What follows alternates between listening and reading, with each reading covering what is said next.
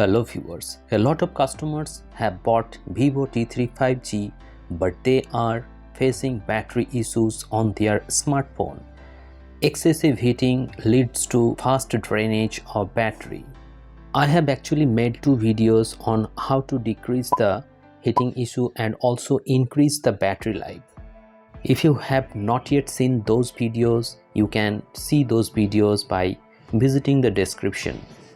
Vivo T3 comes with 6.67 inches AMOLED display, and the AMOLED display is a very good one considering the price point.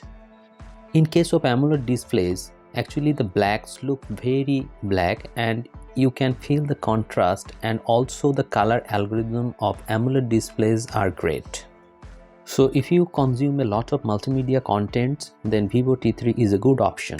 T3 comes with only one usable camera, that is 50 megapixel Sony sensor, and the other two sensors are 2 megapixel depth sensor and a flicker sensor. So there is no wide angle camera in this T3. So if you need wide angle camera, then you should definitely skip this smartphone because you cannot get that camera, and also in the front you can get 60 megapixel front camera. In the videography department, you can shoot up to 4K 30 fps or 1080p 60 fps. So I think 4K 60 fps should have been provided along with this camera because the camera is capable. As the main sensor comes with optical image stabilization, you can expect stabilized footage.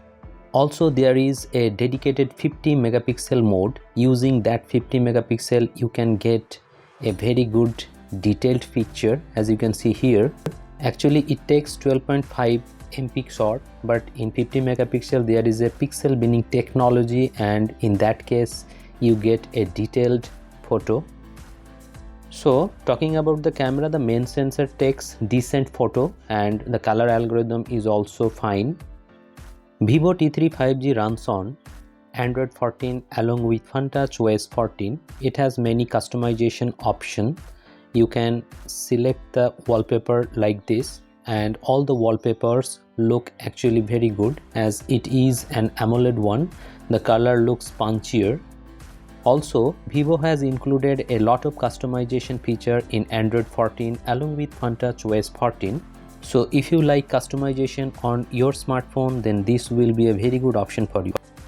Since I bought this device, I have received two updates on my Vivo T3 5G to enhance the stability of this smartphone, and I have updated to the latest version using a stable Wi-Fi, and I did not have any problem like green light issue or any other battery drainage issue or network issue. So I think it is a very stable update.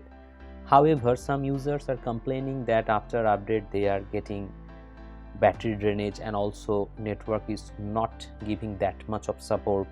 So I will suggest you, if you are using Vivo T3 and you have not yet updated to the latest version, don't update to the latest version, because if you are getting a good battery life and also good performance from your smartphone, you need not update to the latest version, because after some update some bugs actually included in your system and that corrupts your screen sometimes and also give you many bugs in the usage. So it will be a terrifying experience after update. So I will suggest you not to update. A lot of users want to know whether this is a dual SIM or micro SD card support is there. But I can tell you that there is no micro SD card support. Only two SIMs can be used here. So if you want to expand your storage, you cannot do that by using micro SD card. So be careful about that. If you are planning to buy a smartphone for gaming, this is not a gaming smartphone. This will not give you hardcore gaming, but you can do casual gaming on this smartphone. However, I didn't have much pleasure experience with gaming in Vivo T3. Though I was in stable Wi-Fi network, it was not connecting to the Wi-Fi, and when I switched to the mobile network, it also did not detect to the main server of BGMI. So I think gamers should stay away from this smartphone. they can look another smartphone for gaming, because this comes with a inferior processor in terms of gaming. So who should buy this Vivo T3 5G? If you are a casual user, if you don't need the wide angle camera, you want AMOLED display, good battery life and also customization, then you can buy this smartphone.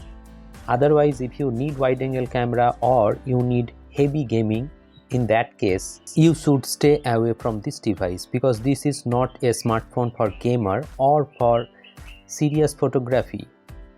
I hope you have got all the answers that you need. If you have still more questions, you can ask me in the comment sections below. I will try to answer those questions to the best of my knowledge. Thank you very much for watching this video. Have a great day.